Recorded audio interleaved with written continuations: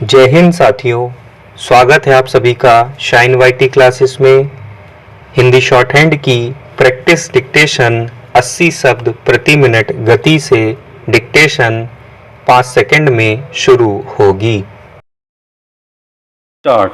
संविधान के क्रियान्वयन के 3 प्रमुख स्तंभों विधायिका, कार्यपालिका और न्यायपालिका के सजग एवं सतर्क संयोजन द्वारा ही सत्ता का कार्य निष्पादन सुचारू रूप से चल सकता है।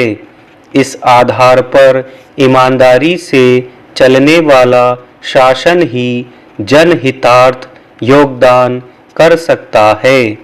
ऐसा होने पर ही लोकतंत्र की आत्मा से सामान्य जन का सुखद संपर्क स्थापित हो सकता है और शासक शासित में पारस्परिक विश्वास पनपता है।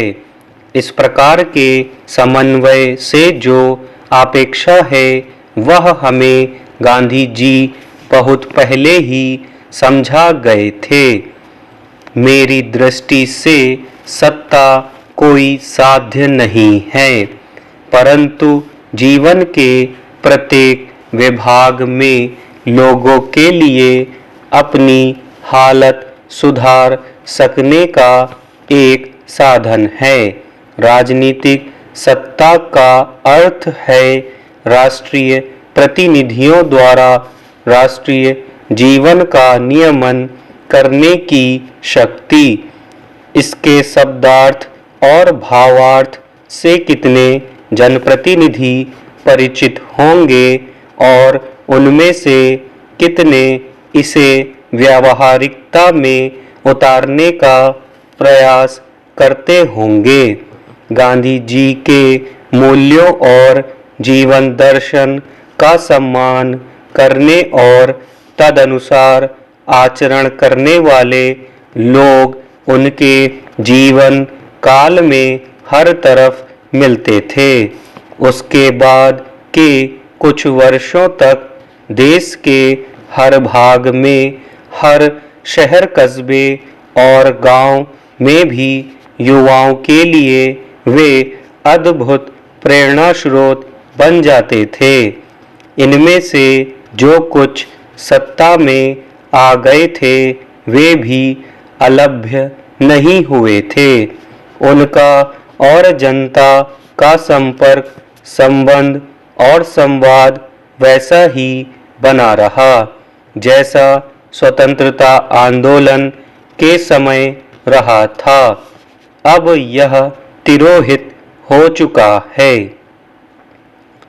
विभाजित भारत में सत्ता गांधी के नेतृत्व में चल रहे आंदोलन के नेताओं को ही प्राप्त हुई और अनेक दशकों तक उनके ही पास रही।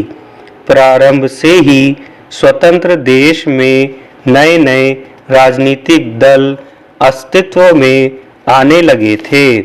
विभिन्न विचारधाराएं भी सशक्त ढंग से लोगों के समक्ष रखी जा रही थीं। पक्ष और विपक्ष संसद में स्वरूप ले चुके थे। पंडित नेहरू देश के लाडले थे। सरदार पटेल, डॉक्टर राजेंद्र प्रसाद, राजगोपालाचारी जैसे लोगों के प्रति देश में असीम आदर था।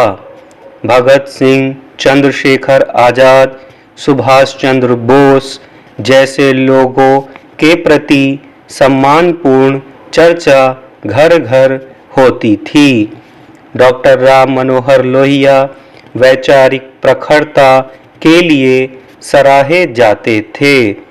वे पंडित नेहरू की तर्कसंगत, तथ्य आधारित और पैसा पाई तक की आलोचना जिस ढंग से करते थे वह सभी युवा वर्ग को पसंद आती थी, लेकिन नेहरू के प्रति प्यार और अपनत्व में कमी नहीं आती थी। यह वह वक्त था जिसमें देश में पक्ष और विपक्ष जानते और मानते थे कि उनका मुख्य कार्य और उत्तरदायित्व राष्ट्र पक्ष है, जिसके लिए मिलकर कार्य करना है। स्टॉप।